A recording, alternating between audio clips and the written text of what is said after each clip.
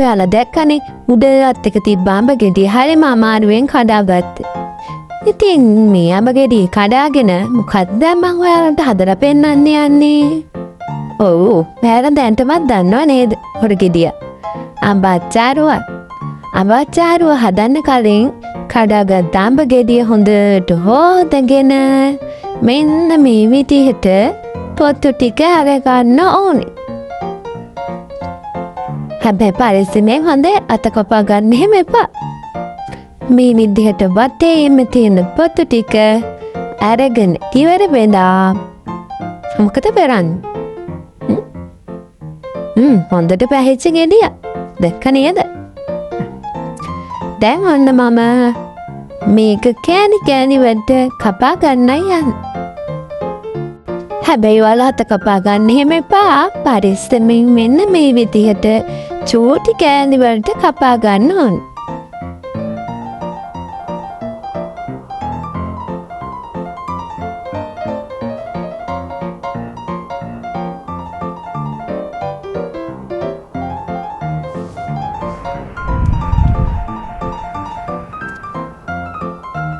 පිය ගැපෙන්නෙත් නෑනේ.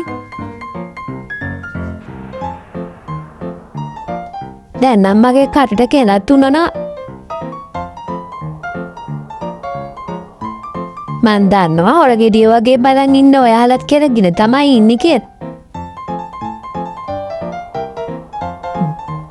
හරි ඔන්න දැන් කඩක් ගත්ත අඹ ගෙඩිය මම චූටි කෑලි වලට කපාගෙන අඹ ඇටෙත් මෙන්න මෙහෙම පැත්තකින් තියාගත්තා. ඊට පස්සේ දැන් මම මිරිස් කුඩු, ලුණු කුඩු, ගම්දිරිස් කුඩු චුට්ට දාන්න තමයි යන්නේ. මෙන්න මේ විදිහට ලුණු කුඩු ටික මම දාගත්තා. ඊට පස්සේ ඔන්න මිරිස් කුඩු දාන්නයි හදන්නේ. නෑ ගම්දිරිස් කුඩු. ඊළඟට අන්තිමට තමයි මිරිස් කුඩු දාන්න. හරි.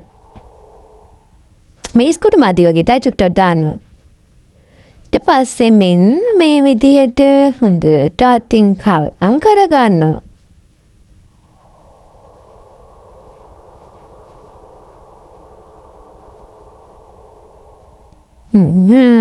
කාලා බලමු කෑල්ලා.